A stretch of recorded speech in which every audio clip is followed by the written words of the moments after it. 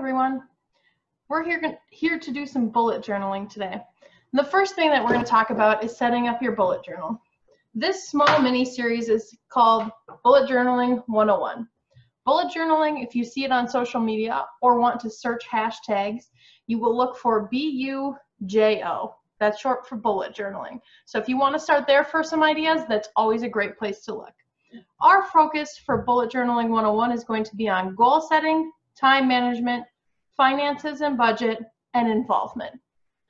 Through this series, I'll show you examples of all of these different page layouts, hoping to give you some ideas that'll spark your imagination to do some of your very own pages that will best serve your needs.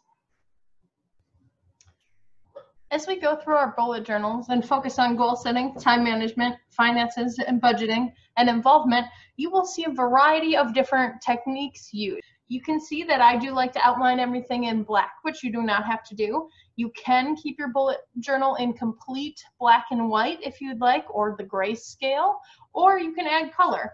If you have a lot of color options like I do and you like the color, and you can style differently and have things set up however you want. So for our goal setting section, I have an individual table of contents that leads to what the individual things in the upcoming pages are. You also don't have to do that. You can keep the same style throughout with the different pictures you have.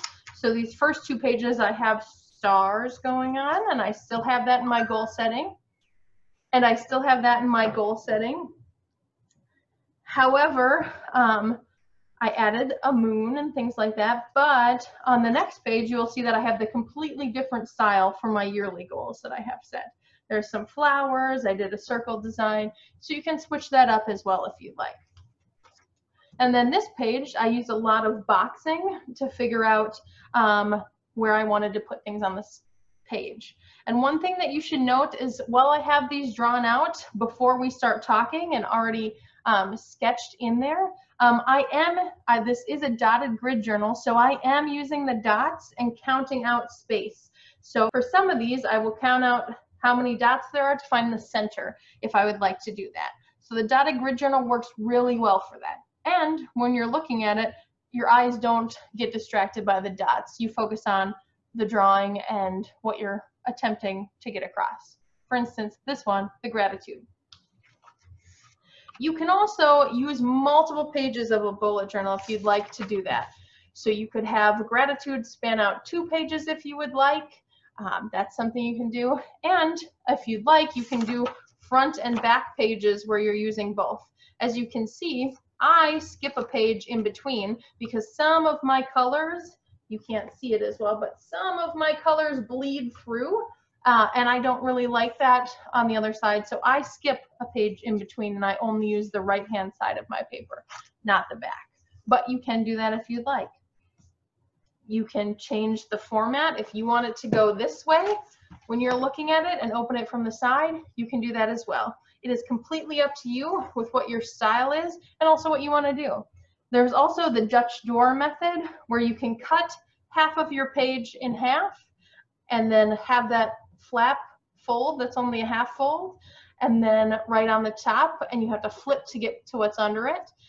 You can do that with just the bottom half of the page, just the center. That works great on calendars and for habit tracking as well. But there's a variety of different methods you can use. The last thing I wanted to touch on about style and technique is fonts.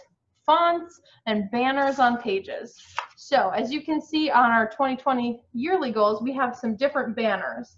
And this bullet journal did come with a fancy ruler that has some stencils on here, which worked great for banners. I used one of them for my banner on this page, but it's a little thin. So I actually made it a little thicker and then just moved it down. So I didn't trace the whole thing.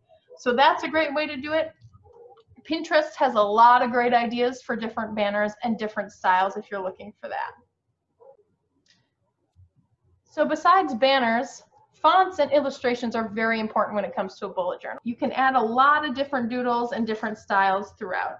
And one of the things that you can also add doodles into is your font. Switch up your styles of handwriting. You can do more cursive, calligraphy type writing. You can do tall and narrow.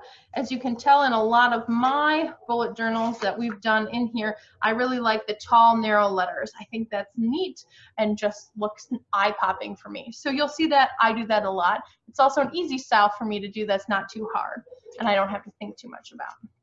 However, I really do love the cursive calligraphy style as well, which with different markers can be a lot easier to do because your marker does all the work for you. Or you can add in shadow and things like that on your text to make it have some more effects, which is very neat. You will see throughout this, I write in very different styles. I switch up some of my lettering. This is more close to my actual handwriting, and that's fine too. It's whatever you want it to be. You will also see that I do try different styles and headlines throughout just to make things work. Different size font is always good too. You can switch up what you want the page to look like. You can also, on a couple of these, I have different fonts all in the heading as well. So this says staying organized and then monthly, and those two are not the same fonts, but it can add a little dimension and flavor to a page that is mostly going to be writing and not really any doodles. So it's completely up to you. Like I said, I have my own style, but you'll change yours and you'll grow throughout your bullet journal, and you'll find things you like and things you don't like, but it's up to you on whatever you want to do. So have fun and good luck bullet journaling.